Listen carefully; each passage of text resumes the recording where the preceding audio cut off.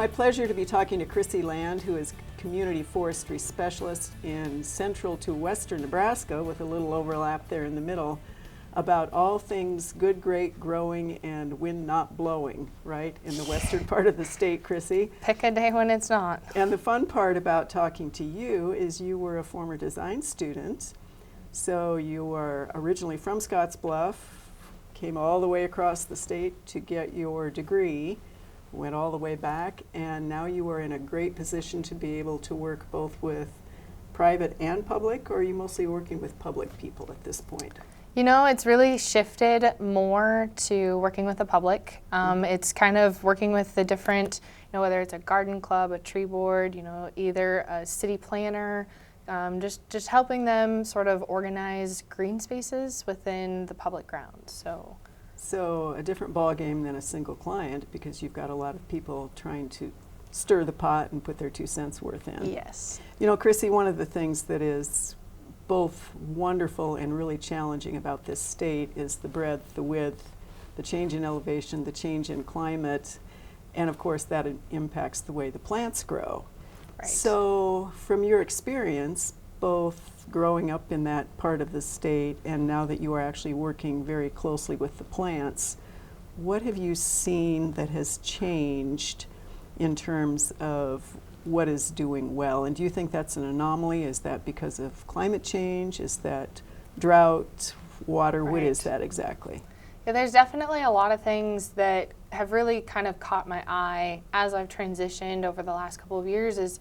I originally coming from more of the drier, more sandy, higher pH soils, and kind of moving into eastern Nebraska, while I was studying, and I was shocked to see that soil, and that was definitely kind of a game changer. And then to kind of go back, I really realized how much I loved working with the sandy soils. Mm-hmm. But it's interesting because it seems like in the last couple of years, we've had way more moisture than normal, and we've had some kind of abnormal early snowfalls, and so kind of some flash freezes happening. And so it's interesting whether that is an anomaly and it's going to only happen maybe 1 or 2 more times or not, but we need to take those things into consideration when we're doing plant selection for the future.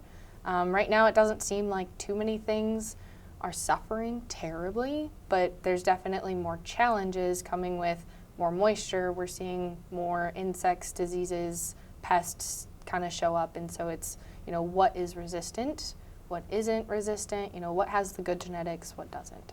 So those are all great points, because of course one of the things that we should be doing is both understanding and then creating those resilient longer term landscapes.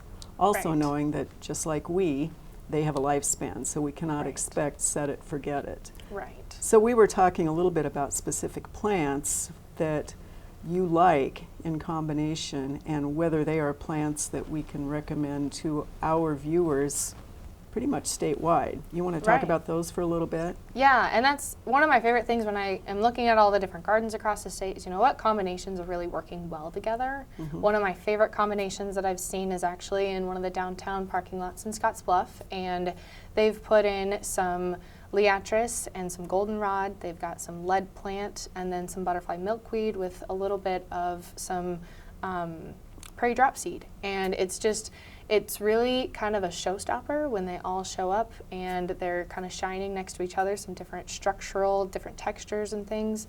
And really, I feel like those are some plants that you can really find all the way across the state. If you don't find a garden with goldenrod and little blue stem in it across the state, I would be kind of surprised. And if they're not in your garden, I would highly recommend them to be in your garden, because they're definitely showstoppers. Well, they're native, and we can also choose good cultivars or varieties of those natives. We had a little bit of a conversation about coneflower, right, and the difference between our natives and some of the ones that are being promoted that may, right, have problems. So talk about that for a second. Yeah, a couple, we have our native, the Echinacea pallida, and the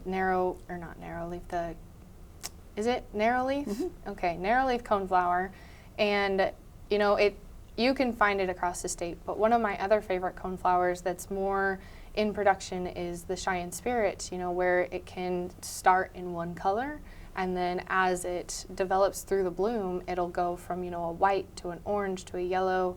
And it just really, it can be found, I think, pretty much all the way across the state. But there's definitely, you know, those where we have the native, and then we have the more cultivated in the nursery that they're developing. Excellent. So we have just a little bit of time left, but let's talk about the most important piece of the landscape, unless it's prairie, of course, and that would be the trees in those urban areas.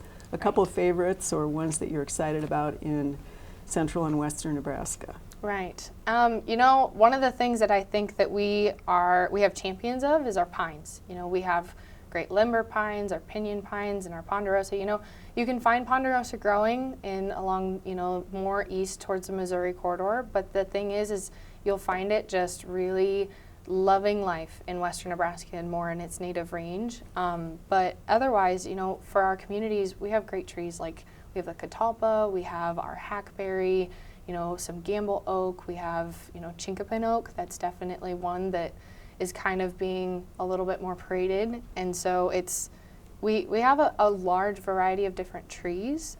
Chrissy, that was great. Loving talking to you, especially hearing how your career is developing. And we will look forward to a few more questions from western and central Nebraska to Backyard Farmer, and also your great experience as you are seeing how those plants change. Yeah, thank you.